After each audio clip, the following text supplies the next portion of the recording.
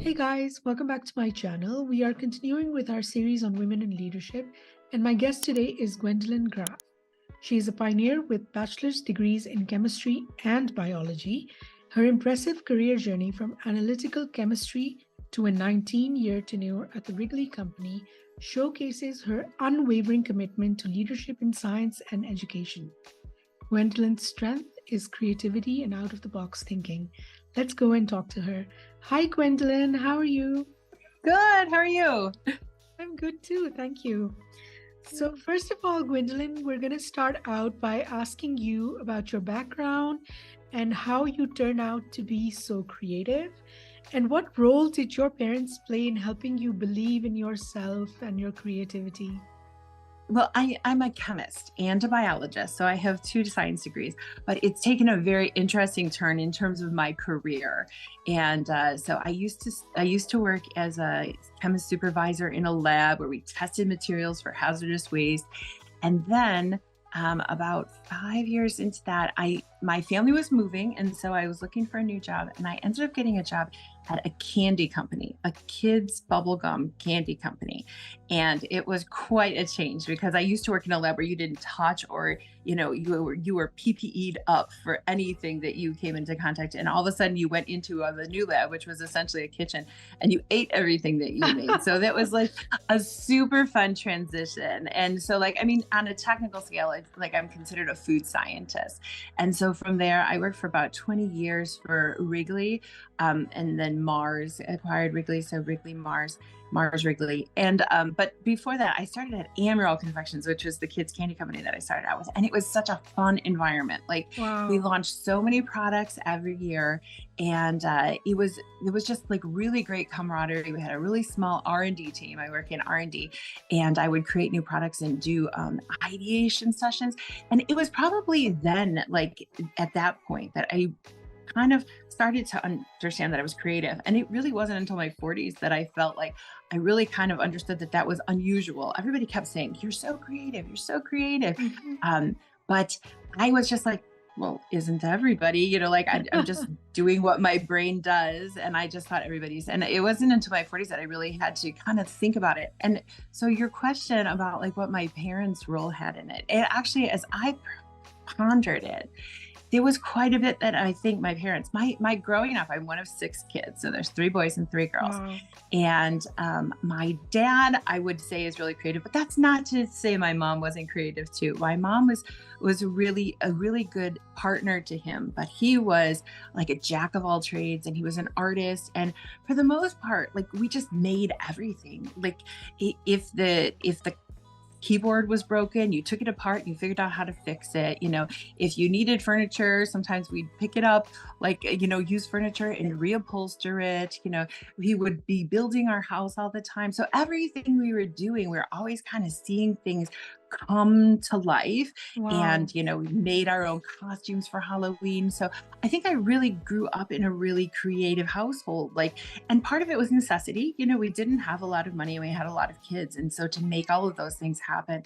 But the other thing that as I was thinking about my parents, they required us to be busy at almost all times. And so all of us Amazing. kids, we had to take piano lessons.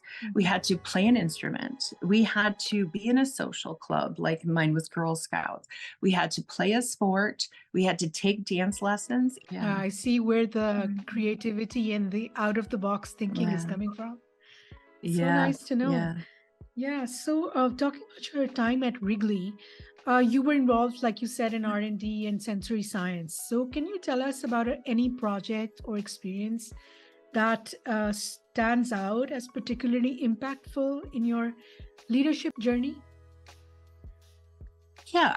Yeah, I can. And it's funny, as I was thinking about this, I was thinking, oh, she's probably going to want to talk about stuff at Wrigley.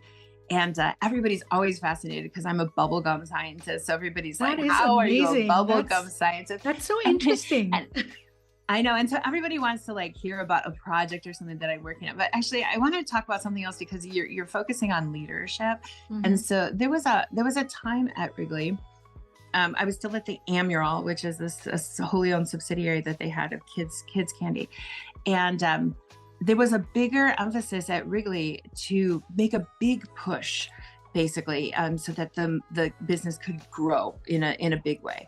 And one of the things that they did is they brought in corporate trainers. And I've been in the corporate world, and one of my sisters has, one of my sisters hasn't. It is interesting, and some of my cousins who are moms, it's interesting because there are things in the corporate world that you get exposure to that you don't get exposure to, in everyday life. Absolutely. And this was one of them. It was like a coaching and a training, and they brought in this company, and apparently they did leadership training at the top executive levels. And so some of our like senior vice presidents and stuff went to that. Well, apparently it went so well that they decided they wanted to put this through all of the company. They picked teams of people that would help do that. So they would go get trained in this like corporate coaching and training, and then they would come back and they would train everybody in the whole company. And I was picked to do that. First of all, I got some actual training on how to lead and how to train. Second of all, the training was really good. And what I liked about the training, it wasn't just about corporate things. Like they had this thing called like personal power tools. And they were kind of tools for your life, like to be excited, passionate, engaged in your life, and like be planning your life. And so I'm going to just throw a couple of those. Like one of them is like not a hard thing to do, but it's like to gossip success. So many times you'd get together at a meeting and you focus on everything that's wrong and the problems that the thing is having and what we need to get done. And you forget to like take the time out to say, whoa, do you guys realize we've come this far, or we've done these things? It was things like that, or it was like being intentional. And, we see that like on Star Wars, like Yoda says, do or do not, there is no try. Like that was one of the power tools. It was about intentionality. And they always like, we kind of told a story, like if you were going to have a dinner party and you were inviting two other couples over to your house to have dinner, and you said, on Tuesday at 7, I'm having dinner, will you be able to come? And they would say, I'll try. Like, do you set the table? Do you make the food? You don't know, Right. So, and I think part of that was a permission to say no, like, no, I will not be there, or yes, I will. But like anytime that you come in a conversation with somebody, be intentional about what you're going to do. You're gonna, or you're not gonna, not like wishy-washy. So it was things like that was part of this training. Anyway, the training was really good. And I learned how to train people and how to engage them. And so there was a couple of things in that training that I've used this time and time again. They said, people are different kinds of learners, and they're either audio, visual, or kinesthetic. And so anytime I'm giving a presentation or trying to engage any kind of audience, small or large, I try to incorporate all of those. So like I'm a scientist. And so in science, often like the slides are black and white with words or data on them. So like very much, I will try to put a picture, to give more of a visual, because, although people can read, and then, sometimes you read the slide, but also you start storytelling. Storytelling was a big thing that they taught us in this. And then also being on stage and in front of people, they did a lot of things about kinesthetic, and it was simple things like, as you're telling a story or giving a point, you would just ask a question and raise your hand and ask people to participate, and just say, like, how many of you had your coffee this morning? And you raise your hand. And even by people just raising their hand to agree, and you ask a question that most people are going to agree with, even by raising your hand, it's movement or activity that people have now are more engaged. So that is something I have taken throughout. And it has, the storytelling, the understanding of how to engage people. So those are some of the things that I, even though it's not like particularly about candy or gum, like in terms of like leadership and facilitating and being kind of aware of what you're doing, those were some key tips that helped me. Those are excellent tips. And I had no idea that you were like a master trainer for, leadership. That's not master trainer. Okay, so Gwendolyn, creativity and out of the box thinking are key strengths you bring to the table. which is amazing, I think. So, how have these qualities shaped your leadership style and contributed to your success? Yeah.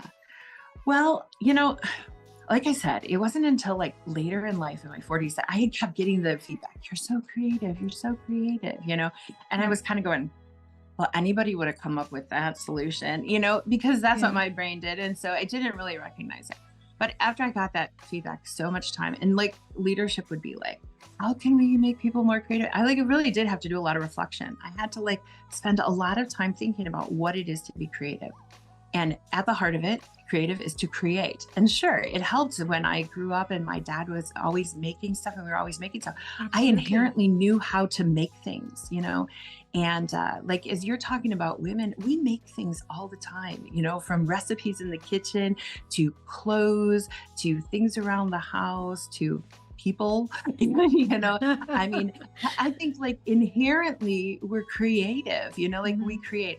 But I think as I was thinking about creativity, and as I was trying to analyze it, what about there's a couple things about creativity that I really kind of had ahas. And some of it was I started to study creativity and I started to study brainstorming in particular, which is an activity that we did that you Right. you kind of do in order to demonstrate creativity. And there's some companies that actually have written books on it. And one of their things is that it's important to have what they call ponds like little bodies of water, essentially. And so I had that because I had DIY experience, I had artistic experience, I had musical experience, I had, sports experience, I had, science experience. So each of those are little ponds of information, essentially. Yes, And they so a are. lot of times creativity, or what I should say is innovation, is utilizing something in one pond and thinking about how something from another pond could be applied to it in a unique way. And so consequently, I have several patents, with well, Wrigley has the patents, but Mhm. and in patents, that's often the thing. There has to be like a unique edge to something. And often the way that you do that is by dipping into another pond. So there was a time that we were having a problem with gum and the shells were cracking, and I remember going to our QA officer and say, when I think about it, like the plaster in your house will crack, and a lot of times it's because of some thermal things. And then I was thinking about a thermostat and how it changes based on the different kinds of metals, and I think that maybe we should think about this a little bit in a different way instead of just a gum coating, thinking about like what stresses it's receiving from the outside. So it's that kind of a thinking that garnered like my reputation of being so creative all the time. But Yeah, super when smart, I I would say. Super smart. yeah. Because believe it Mhm. or not, Gwendolyn, not everybody can do that. You probably never realized it, like you said, but not everybody can do that. In your experience, what unique perspectives or strengths do women bring to leadership roles, particularly in industries like food science and product development? Yeah. Yeah. Well, first of all, I think that we've spent our life like cooking. And so like in Central, we are food scientists, Yeah. and like in product development is constantly like what you're doing in product development is you're seeing a need and then you're finding a product to fulfill it.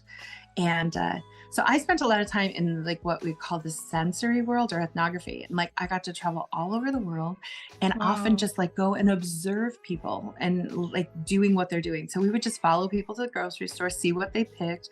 After they were done, we'd ask them like why they chose those things. Or we would go back to their house and we'd watch them like make food in the kitchen. And we would talk to them about their just daily stuff so that we could kind of understand like products that they need or use and why they use them. And like it often does come down to this why, Yeah. understanding. And I think women are observant, insight, people. We watch our kids or, our family to see what is needed. And so, yeah, we're very good at that.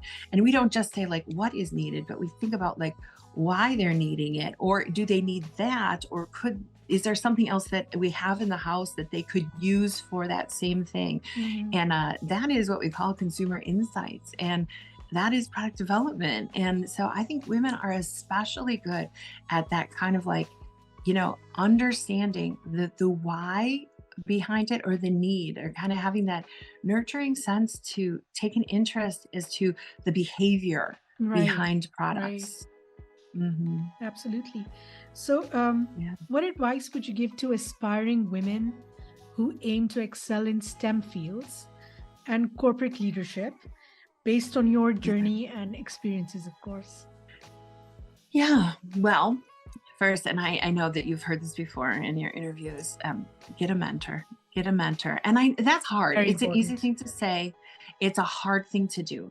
And I was just so lucky in that it happened to be a woman who mentored me, and she kind of picked me and said, I'm going to be your mentor. And like, she just, she was my boss at the candy company. And what that did is kind of, it moved me along with her, and she continued. Obviously she was engaged and wanted like my growth. She was invested in it, but Right. also, like, as she advanced, I advanced, and she opened up doors and opportunities. And her name was Chris Carrivo. She died a couple years ago, and it was quite a loss because she was an amazing woman. And she had gotten to those high levels, and I think, I had never necessarily aspired. Her father, I think, was the president of Ford, Motor Company. So she had, again, grown up with a father who kind of set an aspiration that you're going to achieve. And so, like, her mindset, I think, was already driven in that direction. Right. Whereas I was kind of like, oh, I'm just going to do whatever. And she was like, no, no, no, let's get you, let you have some good qualities. Let's move you along. So having a mentor. Now, to that effect, I have mentored people, but it's not only women. I have done a lot of coaching, I would say. I'm not like an official coach, but aside from a lot of training, I've done a lot of training. But also, a lot of times, especially in the STEM fields, so science, technology, engineering, math, it, they're fraught with men, which, I mean, not fraught in a bad way. There's a lot Yeah, of men. but they are. So Yeah.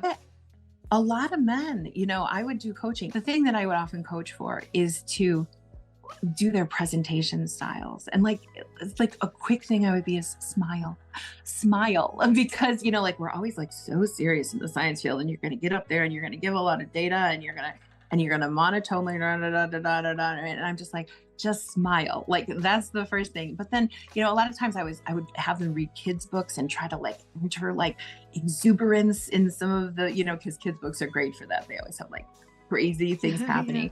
And yeah. And so, get a mentor, and then seek to mentor, because I think in mentoring, you also learn a lot about your own skill set.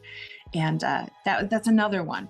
True. Um, because I was in a field, or am in a field that has a lot of men, they tend to be like a little quirkier, like, I mean, yeah, I don't want to say they're not social. They can be great, but I learn about, there's a thing called personalities. And it's studied in corporate life. And so a common one that you would find is called Myers-Briggs, or there's the DISC test, or there's Gallup. They have Gallup's strength finders. And you like take these tests to find out like, what are your personal strengths, and to kind of understand how to use them in teams. And then a lot of times in corporate worlds, everybody will share all of their strengths, so that as a team, you understand how to leverage and rely on each other. So it's things like that really, the understanding your own personality and then getting an insight into other people's personality, really help you how to leverage your communication with people, and help them shine in the areas that they shine, help you pull in areas that you shine, so that the whole team can shine. And it's like that cooperation that That's I think brilliant. women That's bring. brilliant. Yeah. Yeah. So that's been a bigger thing. And then storytelling, learn how to storytell. In a world of lots of science and data, so often you get a graph thrown up, you get numbers thrown up. Those don't mean anything to somebody in the quick 40 seconds that slide is going to be up. So you have to quickly be able to tell them the so what. Here's this graph. it's showing this. But what we learned is that you see this point that's stuck way out and it's not in line with everything else. That's because a funny thing happened right here, and all of a sudden that data takes on a different life. And so I really learned how to storytell, and it really molded a lot of my later career. I had a title. Probably my favorite title was Creativity Fellow, but another title was Technical Principal Translation. And there was a time when I mostly did what I'd call it wasn't like language translation. It was science translation. So Right. I would talk to all of the PhD scientists, find out what their project was about, and then I would put it into wording that anybody at the executive level or anybody could read, almost like a marketing brochure, to tell them what the scientist was working on. And of course, I got their picture taken and put their picture on there so that they had a brochure, because in general, they weren't that great at selling themselves. So Yeah. I would put together almost like marketing material, put it in a way, that so most people could understand. And that really comes through storytelling, trying to understand what's the interesting part to most anybody. And through doing that, I ended up doing a lot of speaking. And one of the ones that I've spoken at many conferences internationally is about how we taste. And again, this was because I had a goal one year, and I was supposed to learn more about the taste buds, and they were fascinating. That's actually what I find is most anything that I dig in. I remember putting it off. I got to work on this goal, and then when I finally got into it, I was like, oh, I wish I had more time. This is fascinating. And so when I really kind of dug into that, then I kind of learned how to talk about how we taste, because it's something that everybody does. And I gave it at this small little camp at Google. And then they're like, could you do this in front of a bigger audience? And it started going around the world talking about how we taste in a way that people could just generally understand, for themselves. So that's one of the areas but it all comes, I think, from curiosity, and if you're curious enough to kind of figure out why something matters and figure out how to tell it. Women in particular, we're natural storytellers and we're great communicators. So just got to grab that bull by the horn. So. Wow, you are an amazing person. You're brilliant. It was so nice talking to you, Gwendolyn. Good. It was nice talking to you again. Thank you so much for watching, guys. I hope you enjoyed our conversation. Please let us know by giving us a thumbs up. I also hope that you will consider subscribing. Have a great day, and I will see you next time. Bye-bye.